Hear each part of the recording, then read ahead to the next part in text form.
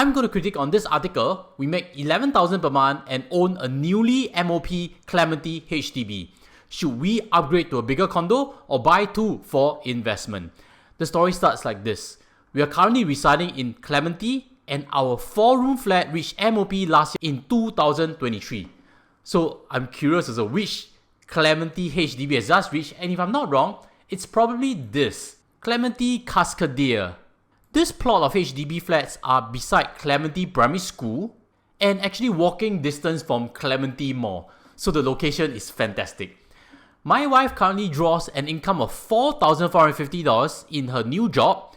We're both in our early 40s.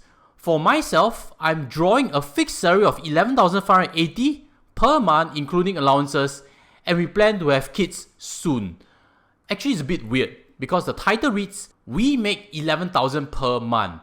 But then, now we learn that wife draws $4,450 and he draws $11,580, which makes the combined income $16,000, correct? So in my Telegram group, someone actually did mention that it's because his wife has just taken a new job. That's why. In any case, this reaction video is inspired from a member in our Telegram group. And if you're keen to join, look for links below, joshtan.link/telegram. And do know also, on Telegram, there are a lot of scam channels. This is our official one where you only see constructive financial debates and not fast cash or hot crypto ideas. But I've digressed. Let's go back to the story. So quite obviously, they draw $16,000 per month in their early 40s and plan to have kids soon. I'm super pro family, and the first thing to remind them is when you have kids, naturally the expenses start to rise. Then the next thing about kids is there's always this dilemma of choice of school. If indeed they do stay in Clementi Cascadia, beside is already Clementi Primary School. Opposite is the famous Nanhua Primary School. So they are surrounded by quality schools, and if they stay there, they really have very good choices. But they aspire to upgrade, and today I'd like to share with you a different point of view that is different from my friends at Stack Home. Let's read on to the article. We are looking to sell our MOP 4-room flat to upgrade and are caught in two minds if we should sell this HDB and buy two condo, which means one for homestay, one for rent income, or just focus all our resources in one homestay with a preference of 3-bedder or 3+1 within the District 5, District 21. Projects we like include Clavon, Clementi Canopy, Park Clementis, The Trilling, and Key Residences. These are all currently near where they stay. Their current balance housing loan is around $330,000. Now we have some financial figures, and that's where we'll continue to dive deeply. If your primary goal is investment, buying two separate properties could potentially offer greater flexibility and diversification.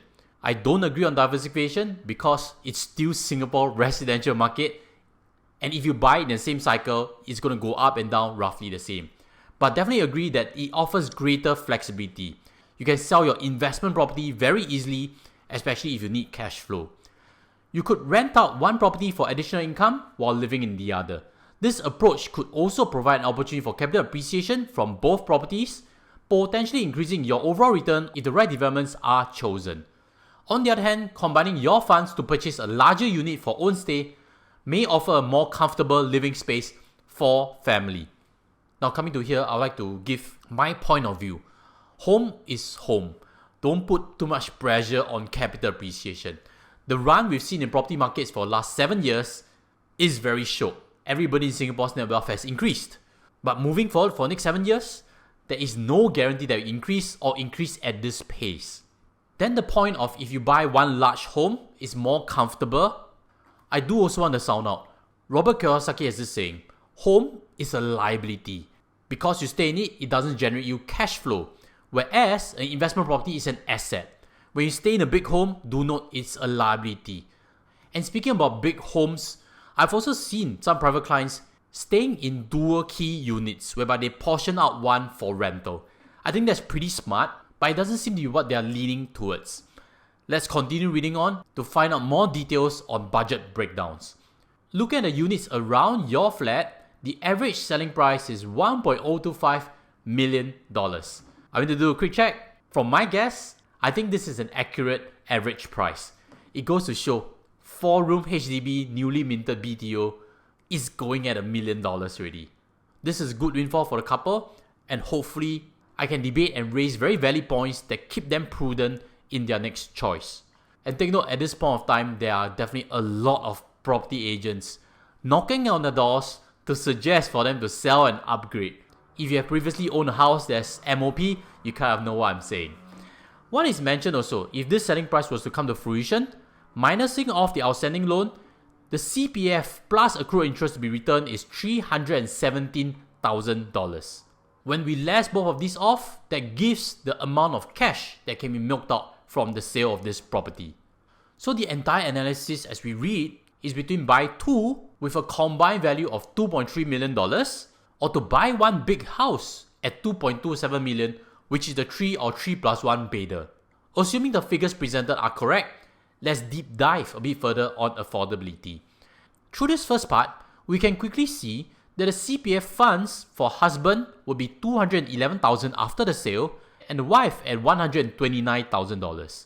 So in total, this is about $340,000, which means that if the amount pumped back is $317,000, quite likely they have about $23,000 idling in OA right now. If wife is drawing $4,450 per month, take home is about $3,560. For husband, $11,580, take home is around $10,200. That means the combined take home is about $13,800. Speaking to here while I try to connect the dots, on first glance, the CPF OA looks quite low if they are in their early 40s. In a previous video where I discussed about median income and how much CPF you can build, with median income at around 40 years old, usually there's about $200,000 already. So if I were to guess, wife probably worked on and off, or maybe she's on a PR status. I don't know, it's not mentioned over there, but this is just part of connecting the dots. Then what about for husband? If there's going to be $211,000, on first glance, it doesn't quite match with his current income, which is way above median salary. Thankfully, as we discover in the article later, he does have other CPF investments, which he can always sell and add to his CPF OA value for future property purchases. Speaking about CPF investments, only use amounts that you don't need, or if you have invested already, try as best not to factor that budget into your property purchase. Because I've also seen before clients who underestimated their home budget and actually closed their CPF investment for housing needs just to miss out on a big market rally for the next 2 years. So if you're invested already, stay invested, or at the very start, use only amounts where you're very sure that you won't need to use for property needs. And speaking about income, let's try to guess how much take home they actually bring per month. Wife at $4,450, the take home should be about $3,560. Husband at $11,580, the take home is about $10,200. So all in all, the total family take home is about $13,800 now. This is an important figure as we try to discuss on mortgage affordability. And with that figure, I also like to try to guess how much cash savings they have. Assuming they are able to save 25%, which is an average being saved up per month. As a couple, they'll be saving around $3,450. If we extrapolate that for 5 years after their HDB purchase, that means quite easily they should have $200,000 in their combined bank accounts. If they're saving 50% of take home, the cash balances could be around $400,000. This is just my logical guess. The cash amount saved could easily be way higher than that, but let's use $400,000 saved up that they can use for the next property purchase. With that, I can bring about my suggestion, which is the 5255 formula that I'll recommend for someone above the age of 40 and buying a new home. The first 5 is actually buy a property where you're able to down pay at least 50% of the capital needed. The reason is so stringent because above the age of 40, there is less job certainty. Data has suggested that we peak out in terms of our earning power around the age of 45. Above the age of 40, sometimes our health can deteriorate. That's why it's important to be prudent. So if you were to count 50% of down payment that they can afford, assuming they have $400,000 saved up along these years, let's add this $377,000 that's going to also come out from their HDB sale. That means they have $777,000 worth of cash that they can play around. Adding back their total CPF, excluding husband's CPF OA investment, that will mean $340,000 of OA that can be deployed. So all in all, the total capital they have is about $1.117 million. Quite quickly with this figure, I'm trying to hint that a big house of 2.27 million is not prudent at all. I worry that it really stretches their budgets down the years. Do note again, they want to start a family themselves, which means with kid on board, they could see a lower savings rate in the years ahead. And speaking about that, right now it's just 2 people. Buying a 3-bedder seems a bit excessive. There is a risk that if budgets are overstretched, retirement is compromised. With that said, let's go back to our formula 5255. The second 25 is actually the monthly mortgage should be at max 25% of total income. If you're to buy a $2.27 million property with the max of 75% loan, the per month mortgage at 2.9% for 25 years is $7,985. The exact age of the couple is not revealed. If they're slightly older, then the amount of years for this mortgage will shrink, which means the monthly mortgage will actually be higher. But at $7,985, this is already 50% of income, not 25%. So the way I'll solve it is to actually downpay the property more to bring down the loan amount. Working backwards using 25% of income, that means the mortgage per month should be kept at $4,000. And to fit the equation, the maximum loan I'll recommend for them is only $870,000. Only with this loan size, then they'll allocate only 25% of their income towards mortgage. And working backwards, they have to downpay $1.4 million to buy this $2.27 million 3-bedroom unit. Wow, $1.4 million. It seems a bit more than what they may have, or even if they have it, there's a strong possibility that they'll be using the majority of all their savings. Hence, I do feel this budget is way over. And speaking of that, let me suggest what would be a right budget to be prudent from a financial planning standpoint. Based on 25% of mortgage, which means $4,000 per month maximum to be committed, that means only a $870,000 loan can be taken up like what I've discussed so far. Adding back in the CPF of $340,000 and maybe adding the cash proceeds they receive from their HDB flat of $377,000, that gives a maximum home budget of around $1.59 million. This is way smaller than the $2.27 million, and it may not allow them to buy the 3-bedroom unit that they dream of from these various condos. I do have strong reasons to suggest this budget cap, and we also have to bear in mind they are looking to start a family. With a baby on board, not just expense rise, very often mothers choose to take leave from work or take a lower job. Would that also mean that the wife's income of $4,450 may change in future? Could they become a single breadwinner family? Then you realize a $2.27 million property, it is going to be very, very strenuous to pay. Hopefully you'll agree with the message, and as always, if you enjoy content like this, smash the subscribe button. Follow me on this journey to get to 100,000 subscribers to impact more Singaporean families. I'll next answer this question just in case they have. Hey Josh, maybe I agree with your idea. 1.59 million is the max I'll buy for my home. I'll settle for something smaller. But should I still buy an investment property under my wife's name? That would be asset, correct? This is a suggestion for the wife to buy a small shoebox unit with a condo of $810,000. At this market cycle, I really don't like the shoebox unit idea. What I hear on the ground is it's very difficult to dispose. Families are looking to invest in bigger properties because nowadays there's only 2 names to buy, correct?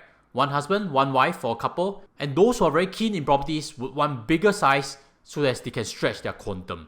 A shoebox unit can fetch in around $3,000 in gross rent, which may be cash flow positive depending on the interest cost. But what about periods where there are no tenants? It will still be the same problem as buying a $2.27 million 3-bedroom unit, correct? The mortgage cost will be in total $8,000. And worse, now you have 2 conservancy charges to take care of. The risk of financial strain is very, very real.